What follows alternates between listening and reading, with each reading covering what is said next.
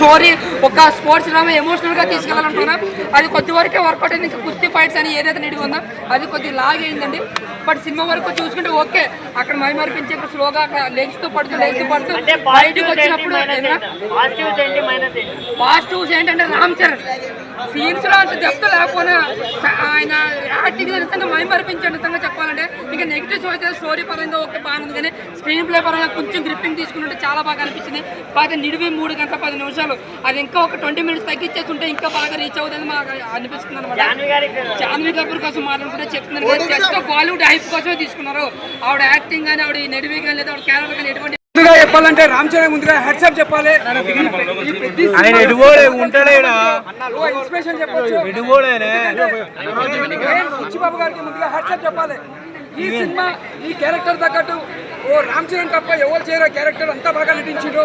మనం ఒక రంగస్థలం తర్వాత అంటే మళ్ళీ బుచ్చిబాబులో చూసాం, సారీ పెద్ద సినిమా చూసాం. ఆయన క్యారెక్టర్ కానీ యాక్టింగ్ కానీ చాలా బాగుంది.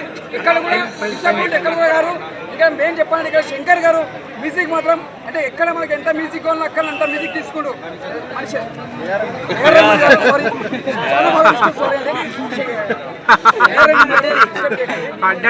చెప్పాలంటే పెద్ద ఒకటి ఆయనకి ఒక కాలు లేకున్నా కూడా అలా పోరాడి ఒక ఊరి కోసం ఒక ట్రైన్ కోసం కొట్లాడతారు చూసినా దానికి హ్యాట్సాప్ సార్. ఎందుకంటే ఒక రేపు కూడా ఎవరికైనా కాళ్ళు లేని చేతులు కూడా ఈ సినిమా చూసిన మాత్రం చాలా మంది ఇన్స్పిరేషన్ అవుతారు. వాళ్ళు కూడా ఏదైనా సాధించవచ్చు. అంటే ఏదైనా ఒక హీరోయిజం కాదు, ఒక హీరో కాళ్ళు లేకున్నా కూడా అది అర్థం అంటే ఎమోషనల్ ఎక్కువ కనెక్ట్ అయ్యేలాగా ఉంది అని అంటున్నారు కదా, మీరు ఎక్కడ ఎమోషనల్ గా కనెక్ట్ అయ్యారా? అసలు మీకు ఎక్కడ హైలైట్ అనిపించింది? ఓకే, సో మీరు హైలైట్ ఏమనిపించింది సినిమాలో? నీకు ఓకే అనిపించదు? బాలీవుడ్లో దురేందర్, ఇప్పుడు టాలీవుడ్లో చాలా గ్యాప్ తర్వాత ఇప్పుడు టాలీవుడ్లో పెద్ద ఆ టైటిల్ అంటే మీకు అర్థమవుతుంది. పెద్ద టైటిల్ ఆ టైటిల్ అంటే మీకు అర్థమవుతుంది. సినిమా చూడండి, సినిమా అందరు చూడండి, బాగుంటుంది. రేటింగ్ 5.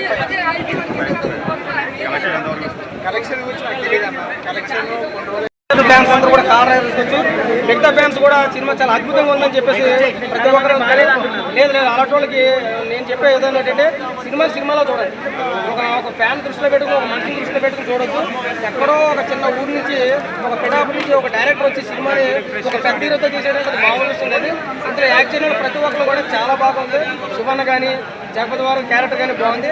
ఇక సినిమా కోసం చెప్పాలంటే లాస్ట్ 20 నిమిషాలు అంటే సినిమా ఆ 20 నిమిషాల కోసం సినిమా చూడాలా. ఏపించాడు రామ్ చరణ్ గారు. రంగస్థలంలో ఎంత గట్టిగా అయితే మనం ఫీల్ అవుతాం. ఇది లాస్ట్ లో కూడా చాలా బాగుంది. కూర్చున్న డైరెక్టర్ అయితే అతను కొట్టాడు. అది ఒక లెవెల్ స్టోరీ అయితే తీసుకున్నాం. కానీ ఓవరాల్ గా సినిమా ఒక మంచి సూపర్ హిట్ మూవీ అని చెప్పొచ్చు. ఎక్కడ తడపట్లేదు. నేను actually Pawan Kalyan fan. Mike down చేయండి సారీ ఫర్ ది డిస్టర్బెన్స్. థియేటర్లో అరిచేర్చిన అది కొద్దిగా త్రోట్ పోయింది, ఏమనుకోకండి. సినిమా మాత్రం complete super hit blockbuster. Cinema మాత్రం ఏమాత్రం తీసుకోదు.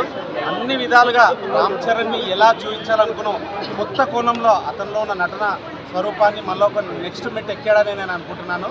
రామ్ చరణ్ యాక్షన్ మాత్రం చాలా కంప్లీట్ నీట్గా ఉంది.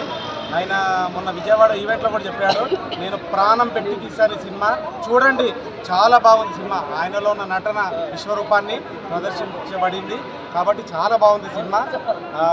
ఇది మెగాస్టార్ కరీడని నేను చెప్పట్లేదు, మెగాస్టార్ కంటే ఒక మెట్టెక్కిన ఎక్కువ ఎక్కాడు నటనలో. చాలా బాగుంది. శివరాజ్ యాక్షన్ కూడా చాలా ఆయనది ముఖ్య వెన్నుముక్క లాంటి బలం సినిమాకు. కుస్తీ పోటీ అదొకటి బాగా చూపించాడు. ఫస్ట్ ఆఫ్ ఆల్ వచ్చేసి క్రికెట్ స్పోర్ట్స్ గురించి బాగా చాలా చూపించాడు.